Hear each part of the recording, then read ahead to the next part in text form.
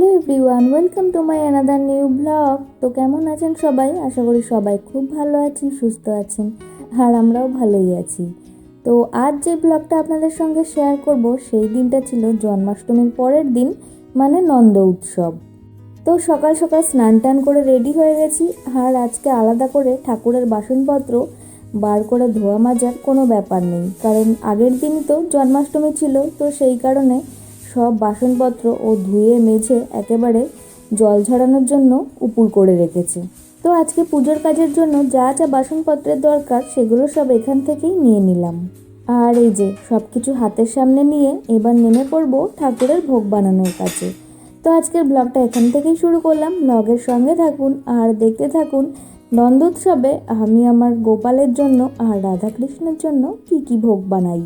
তো আমাদের বাড়িতে তো একদিনই জন্মাষ্টমীটা সেলিব্রেট করা হয়, মানে ওই যেদিন জন্মাষ্টমী পড়ে সেই দিনটাই। পরের দিন আর নন্দোৎসবটা পালন করা হয় না, কিন্তু ওদের বাড়িতে আবার দুদিন ধরে সেলিব্রেট হয়, মানে একদিন জন্মাষ্টমী আর পরের দিন নন্দোৎসব। তো জন্মাষ্টমীর দিন আবার আমরা ওই চালের কোনো কিছু বানাই না, মানে সেই দিন ওই ভাজা ভুজি, বড়া, পিঠে ওই সমস্ত হয়ে থাকে আর কি। আর নন্দোৎসবের দিন মানে আজকে আমরা চালের তৈরি ভোগ বানিয়ে দেব ঠাকুরকে। তো ভোগে আজকে খুব বেশি আয়োজন করব না, ওই সামান্য কিছুই করব, যেমন ওই অল্প করে একটু পায়েস করব, আর তার সাথে পোলাও বানাবো, আর তার সাথে থাকবে হচ্ছে আলুর দম, আর 5 রকমের ভাজাভুজি, আর ফল আর মিষ্টি তো থাকবেই। তো প্রথমেই আমি ওদিকে পায়েসটা বসিয়ে দিলাম, আর এখন এই আলুর দমের আলুগুলো মাঝখান থেকে টুকরো টুকরো করে কেটে সেদ্ধ বসাতে দেবো। তো আলুগুলো সেদ্ধ বসিয়ে দিয়েছি, আর এদিকে পরিমাণ মতো চাল নিয়ে নিলাম, গোবিন্দভোগ চাল পোলাওয়ের জন্য। তো চালটাকে এখন ভালো করে ধুয়ে রেখে দেবো।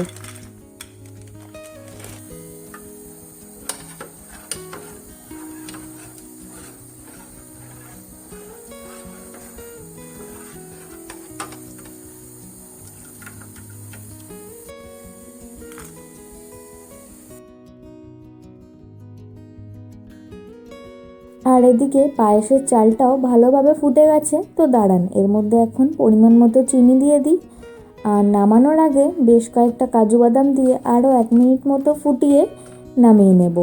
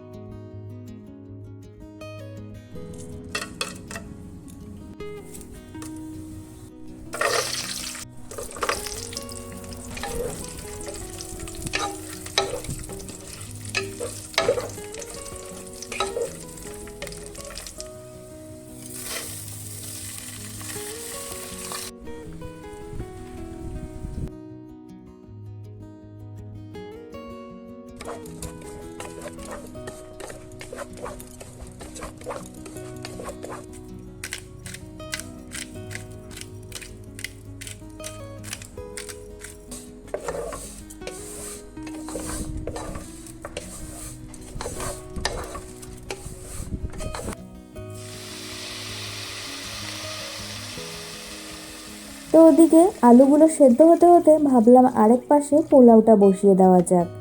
তো পরিমাণ মতো সব কিছু দিয়ে পোলাওটা বসিয়ে দিলাম, ব্যাস এবার আস্তে আস্তে এটা হতে থাক। আর এবার চলুন আমার ব্যালকানির বাগানটায় যাই, ওখানে লঙ্কা গাছগুলোতে বেশ ভালো লঙ্কা হয়েছে দেখুন। তো ঠাকুরের জন্য তো আলাদা করে কাঁচা লঙ্কা সরিয়ে রাখা নেই, আর দোকান থেকেও যে আনবো সেটাও একদম মনে ছিল না। আর আজকে তো আমার আলুর দমের জন্য কিছু লঙ্কারও প্রয়োজন। তো ভাবলাম গাছেই তো কাঁচা লঙ্কা রয়েছে কত, তো সেখান থেকেই না হয় নিয়ে নেওয়া যাক। ওই যে বড় যে লাল লঙ্কাটা তুললাম দেখলেন, ওই গাছটা তো সেই রথের মেলা চলাকালীন সুপার মার্কেট থেকে নিয়ে আসা হয়েছিল। আর এই যে ছোট ছোট লঙ্কাগুলো দেখছেন, এই লঙ্কাগুলো এত পরিমাণে ঝাল যে একটা লঙ্কা একজনে খাওয়ার উপায় নেই। তো চলুন আজকে এই দুটো পাকা লঙ্কাই না হয় নিয়ে নিই, এই দুটো লঙ্কাতেই হয়ে যাবে। দুটো লঙ্কার সাইজ দেখেছেন একবার? একটা তো বিশাল বড়, আর আরেকটা তো আঙুলের একটা করের থেকেও ছোট। তবে বড়টা শুধু দেখতেই বড়, ঝালের দিক থেকে ছোটটা বড়টাকে হার মানাবে। ওই যে বলে না ছোটা প্যাকেট বড়া ধামাকা, একদমই সেই রকম। তো আমি এখানে আলুর দমের জন্য একটা পেস্ট তৈরি করে নেব, তো সেই সবেরই কাটাকাটি করছিলাম। তো মিক্সিং জারে আমি এখানে দিয়ে দিলাম আদা, তারপরে কাঁচা লঙ্কা, টমেটো কুচি আর কিছু কাজু বাদাম, আর কালকের কিছুটা নারকেলও বেঁচে গিয়েছিল। তো অল্প পরিমাণে ছিল, তো ভাবলাম ওইটুকু নারকেল আর রেখে দিয়ে কি হবে, ওই কটা নারকেলও আজকের এই পেস্টের মধ্যে দিয়ে দিই। তো সেই জন্য নারকেলগুলো কুচি কুচি করে কেটে দিয়ে দিয়েছি।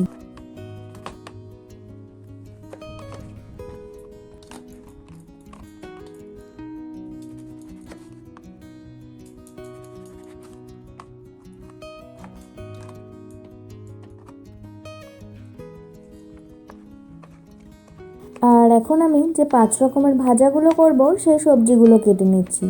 তো ভাজাভুজির মধ্যে রয়েছে হচ্ছে আলু ভাজা, বেগুন ভাজা, বরবটি, করলা আর হচ্ছে ঢেঁড়স ভাজা। দাঁড়ান, ওদিকে একবার পোলাওটাও চেক করে নিই, মনে হচ্ছে হয়ে এসেছে। তো এতে নুনটা আগেই দিয়েছিলাম আর এখন পরিমাণ মতো একটু চিনি দিয়ে দিলাম। ব্যাস হয়ে গেছে, এবার এটা নামিয়ে নেব।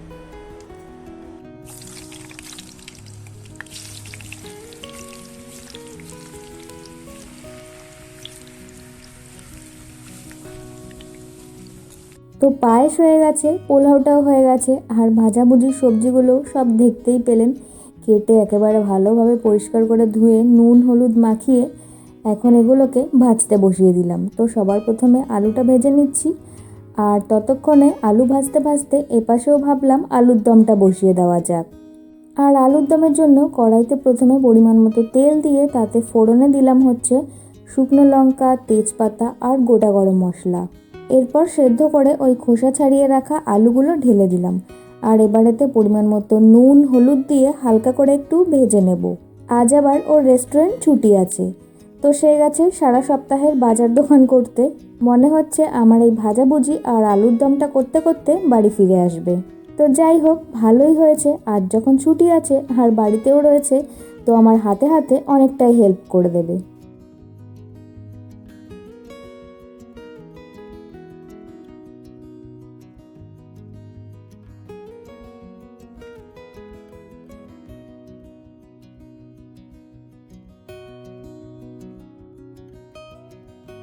আর এই যে বলতে বলতে ও বাড়িও ফিরে এসেছে, আর বাড়ি ফিরে গেছে স্নান করতে।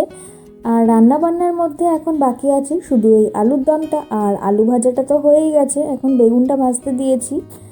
আর আলুর দমের মধ্যে সব মশলাগুলো দিয়ে দিয়েছি। মশলাগুলোর মধ্যে ওই যে পেস্টটা বানিয়ে দিয়েছিলাম, ওই পেস্টটা আর একটুখানি জিরের গুঁড়ো দিয়ে দিয়েছি। তো বাকি ভাজাভুজিগুলো ওই করে নেবে, আর আলুর দমটা নামিয়ে নিতে বলেছি শুধু। তো আমি এখন চললাম ঠাকুর পুজোর ওপাশটায়, সব কিছু গুছাতে হবে। আর এই যে হলুদ ফুলগুলো তো গতকালই আনা হয়েছিল সুপার মার্কেট থেকে, তো কালকের পুজোয় তো আর সব ফুল লাগেনি, কিছু আজকের ব্যবহারের জন্যও রেখে দিয়েছিলাম। অনেক দিন আগের একটা ব্লগে একজন আমাকে কমেন্টে জানিয়েছিল যে দিদি তুমি ওখানে একটা তুলসী গাছ লাগিও, যেহেতু পুজোতে ভোগে তুলসী পাতা দিতে হয়। তো আমি তো তুলসী পাতা দিতে পারি না, তুলসী গাছ নেই বলে, তাই শুধু ফুল দিয়েই কাজ চালিয়ে দিই। তো তুলসী গাছ লাগিয়েছিলাম, যেন অতিরিক্ত ঠান্ডার কারণে সেগুলো আর বেরোতে পারেনি। তো এখন যেহেতু গরম পড়েছে, এখন আবার তুলসী গাছের দানা লাগিয়েছিলাম, আর এই দেখো ছোট ছোট গাছও বেরিয়েছে। তবে এইগুলো কতটা কি বড় হবে সেটা বলতে পারছি না, কারণ কিছুদিন পর থেকেই তো আবার ঠান্ডা শুরু হয়ে যাবে। তো দেখা যাক কি হয়।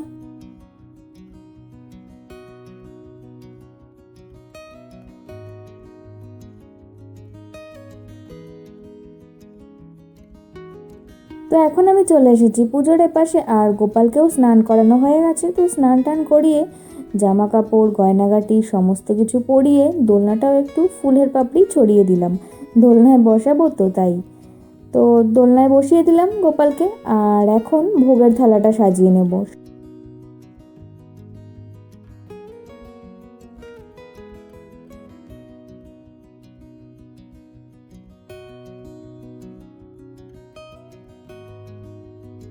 সকাল থেকে এতক্ষণ যা যা আয়োজন করা হয়েছে সব কিছু এই প্লেটের মধ্যে সাজিয়ে দিলাম।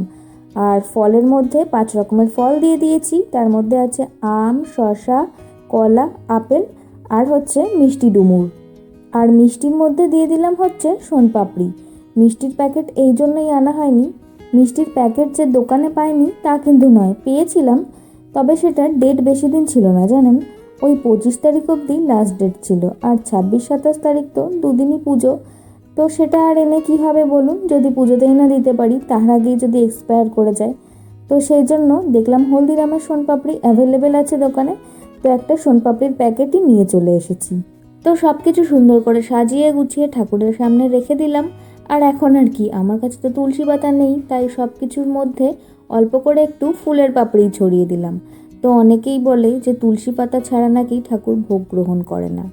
তো নেই যখন, তখন আর কি করা যাবে বলুন। আর আমি মনে করি মন থেকে ঠাকুরকে যদি পুজো করা হয় তাহলে নিশ্চয়ই ঠাকুর তা গ্রহণ করবে, তাই না?